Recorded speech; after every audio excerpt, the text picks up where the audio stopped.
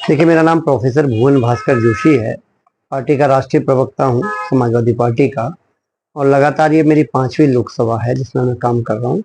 गाजियाबाद, बागपत, मैनपुरी और कन्नौज होते हुए मैं आपकी आजमगढ़ की धरती को प्रणाम करने आया हूँ। और जो ये धरती है, धरती समाजवादियों को बहुत सहयोग करने का काम करा, हमारे आंदोलन, समाजवादी आंदोलन को आगे बढ़ाने का काम करा। आदरणीय नेताजी को, यहाँ का लोगों का एक अलग अटैचमेंट मैंने देखा। वहाँ की लोगों की जो भावनाएं हैं, यहाँ के लोगों की जो भावनाएं हैं वो नेताजी के प्रति बहुत है। और हम ऐसा महसूस करते हैं कि आज भी नेताजी लोगों के दिल में रहते हैं। और समाजवादी पार्टी का मतलब यहाँ पर नेताजी का विचार है। माननीय अखिलेश यादव जी को यहाँ पर आपने सांसद बनाने का काम करा। और पिछली बार एक एक्सीडेंटल कह सकते हैं हम लोग हार गए। और हमें पूरी आशा है कि जैसा कि आपको 10 विधायक यहाँ के जनता ने बना के दिए समाजवादियों के, और फिर वही प्यार माननीय अखिलेश यादव जी ने वापस लौटाया। 2 MLC आप लोगों के बनाने का काम करा। और मुझे पूरा विश्वास है, जैसा कि मेरा भी 30 साल का लगभग पॉलिटिकल कैरियर और सामाजिक जीवन है, तो मैं ऐसा पाता हूँ कि इस बार का जो चुनाव है थोड़ा अलग चुनाव है। ये चुनाव जनता स्वयं लड़ रही है भारतीय जनता पार्टी से। क्योंकि जब चुनाव खड़ा हुआ था तो हमें भी आशा नहीं थी कि इस तरह का चुनाव होगा। लेकिन जब जनता के जो मुद्दे थे, जनता के जो वादे थे, माननीय मोदी जी ने जो करे थे, भारतीय जनता पार्टी ने करे थे, वो वादे पहले जुमले हो गए और जुमले फिर नई गारंटी बन के आ रहे हैं। और जिस तरह से यहाँ का देश का युवा, देश की जो मातृशक्ति है, देश का किसान, देश का सैनिक एक तरह से छला गया, वो बिल्कुल तैयार बैठा है कि मोदी जी की 4 जून को विदाई करनी है। आजमगढ़ में सर किन दायित्वों के साथ आपको भेजा गया पार्टी की तरफ से? देखिए, हम लोग तो एक सामान्य कार्यकर्ता हैं, तो लगातार जनसंवाद करते हैं, लोगों से मिलने का काम करते हैं। विभिन्न धर्म, विभिन्न जाति के लोगों को बीच में जा रहे हैं। कल भी हमने यहाँ पर जो समाज है, चौहान समाज है, उनके एक दल के नेता का कल टिकट जो है वो निरस्त हो गया था। उनका कहना था कि भारतीय जनता पार्टी के कारण मेरा निरस्त हो गया, तो उनको हमने वापस समाजवादी पार्टी का सपोर्ट कराया। सुग्रीव चौहान उनका नाम था। इस प्रकार नेताजी का जो गांव था, वहाँ पर हमने जिसको गोद लिया था, वहाँ पर जाने का हम लोगों ने काम करा और वहाँ पर बड़ी प्रेरणा लेने का काम किया। हमें भी बहुत अच्छा लगा कि नेताजी आज भी लोगों के मन में बसते हैं। ये बड़ा अच्छा फील करने का काम था। रही बात जो भारतीय जनता पार्टी का है, तो मुझे लगता है कि जिस प्रकार वैक्सीन लगाई गई और वैक्सीन के एवज में भारतीय जनता पार्टी ने 500 करोड़ रुपए का चंदा उस दवा कंपनी से लिया और आज वो दवा कंपनी ने हाथ खड़े कर दिए हैं। उन्होंने कहा कि इस वैक्सीन से हार्ट अटैक की बीमारी होने की संभावना है। और मैं कहना चाहता हूँ बहुत जिम्मेदारी से, जिस प्रकार कोरोना का के बाद भी लोग, युवाओं में खास तौर पे हार्ट अटैक की जो भावना बढ़ी है, तो मुझे ऐसा लगता है कि इस देश की जनता को भाजपा की सरकार ने हार्ट अटैक की बीमारी गिफ्ट करी है। और मुझे लगता है कि अपने मतदान के द्वारा, अपने वोटों की ताकत के द्वारा इस देश के लोग उनको अपनी वैक्सीन लगाने का काम, जब चुनाव का परिणाम आएगा तो आपको दिखाई देगा। आजमगढ़ में भी आप आजमगढ़ में आए तो जगह जगह घूम रहे हैं, युवाओं में और महिलाओं में क्या ये मुद्दे हैं जो आप समाजवादी लोग जनता में कह रहे हैं, उन मुद्दों पर कहाँ तक लोग आपके साथ हैं? देखिए, बेटी बचाओ बेटी पढ़ाओ की बात हुई थी। आपने देखा मणिपुर में क्या हुआ, पूरे देश ने देखा, पूरा देश शर्मसार हुआ है, विश्व में भारत की छवि को धक्का लगा है। इसके अलावा आपने देखा पहलवान बेटियों के साथ क्या हुआ है। ब्रिजभूषण सिंह जी इनके सांसद थे, आज आप उनका टिकट काट के उनके बेटे को देते, तो जनता में संदेश है कि आपका बेटी बचाओ बेटी पढ़ाओ क्या है। आपने देखा बनारस में माननीय प्रधानमंत्री जी की कॉन्स्टिट्यूंसी में 3 लड़के रेप करते हैं BHU के लड़के का, वो तीनों भारतीय जनता पार्टी के कार्यकर्ता होते हैं। आपने देखा कानपुर में माँ बेटी ब्राह्मण, उनके साथ क्या हुआ। आपने देखा हाथरस की दलित बेटी के साथ क्या हुआ, उन्नाव में क्या हुआ। ये तो महिला शक्ति की बात है। और मैं आपको बताना चाहता हूँ युवाओं के साथ क्या हुआ। 2 करोड़ नौकरी की बात हुई थी, 20 करोड़ नौकरी का हिसाब क्या भारतीय जनता पार्टी दे पाई। आज नौजवान नौकरी मांगने के लिए फॉर्म भरता है और परीक्षाएं पहले से लीक मिलती है, क्योंकि ये सरकार की नियत ही नौकरी देने के लिए है। और आप दिन देखा होगा कन्नौज में आपने एक पाल बालक को खोते हुए आपने देखा होगा। आपने देखा होगा पुलिस की में एक बेटी को खोते हुए आपने देखा है। तो और 109 की महिलाएं ठंड में बैठी रही अपने वेतन संबंधित विसंगति के लिए। पूरा प्रदेश ही एक तरह से मैं समझता हूँ आंदोलित रहा योगी सरकार में।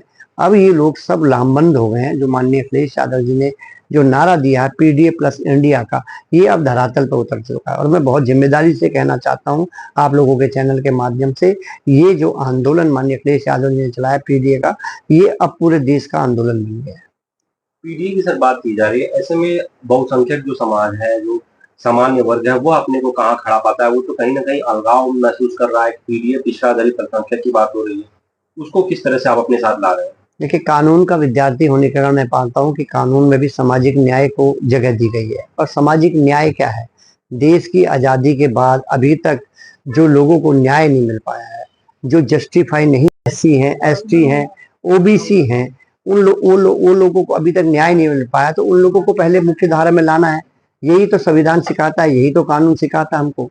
ये लड़ाई को माननीय अखिलेश यादव जी, लेकिन उन्होंने एक साथ साथ जोड़ने का काम करा, अगड़ा भी इसमें जोड़ने का काम करा। अगर आप तो बहुत सब लोग वरिष्ठ पत्रकार हैं, तो आप समझते हो उन्होंने जब कहा कि अगड़ा भी जोड़ेंगे, और आप अगड़े के रूप में तो पर नुमाइंदी मैं भी पार्टी में करता हूँ, मैं राष्ट्रीय प्रवक्ता बना रखा है, ठीक। तो ऐसा नहीं, राष्ट्रीय अध्यक्ष माननीय अखिलेश यादव जी की सोच है, वो सभी को, सभी धर्म, सभी जाति, सभी वर्ग के लोगों को आगे बढ़ाने का काम माननीय अखिलेश यादव जी ने करा है, नेताजी ने करा है।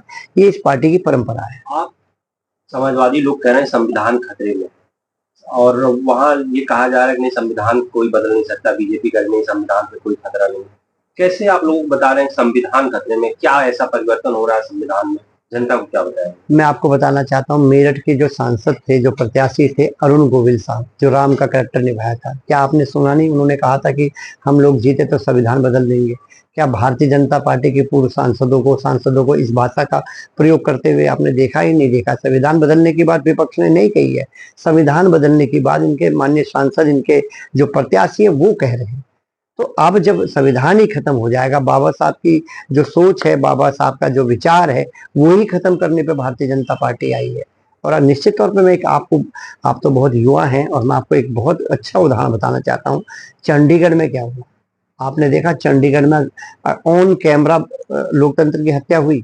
और अगर सुप्रीम कोर्ट विषय का संज्ञान नहीं लेता, तो आपको, हमको, सबको जस्टिफाई नहीं मिल पाता। तो आज अगर मैं तो ये कहना चाहता हूँ, अगर मोदी जी की सरकार आ गई या भारतीय जनता पार्टी की सरकार आ गई, मुझे लगता है एक चंडीगढ़ नहीं होगा, पूरे देश को ये लोग चंडीगढ़ बना। सर, वो कहते हैं संविधान में अमेंडमेंट तो होते रहते हैं, संविधान में ऐसा स्ट्रक्चर ही बताया गया है कि समय के आवश्यकताओं के हिसाब से परिवर्तन होता रहे। अमेंडमेंट, मैं कानून का विद्यार्थी भी हूँ, अमेंडमेंट होते हैं और अमेंडमेंट होनी भी चाहिए, मैं इसका पक्षधर भी हूँ। लेकिन जब पूरे संविधान को बदलने की बात ये लोग कहेंगे, किस तरह की बातें करते हैं? क्या राष्ट्र बनाने की बात आप करते हैं?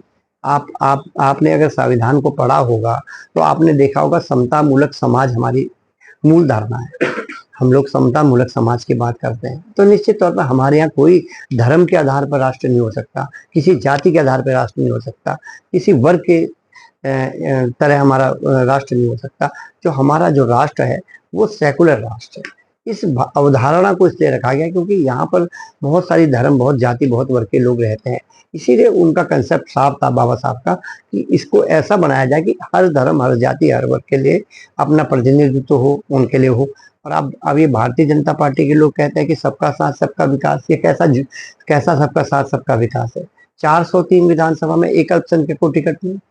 आपने 22 का चुनाव को आपने देखने का काम करा होगा, क्या एक भी व्यक्ति अल्पसंख्यक समाज के टिकट देने का काम करा? कहाँ रह गई नुमाइंदी, कहाँ रह गया सबका साथ, कहाँ रह गया सबका विकास?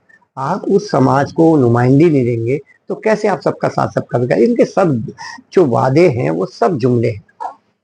आजमगढ़ में सर, आखिरी सवाल, आजमगढ़ में आप आए हैं तो क्या देख रहे हैं, जनता कितना आपके साथ है, आपकी पार्टी के साथ?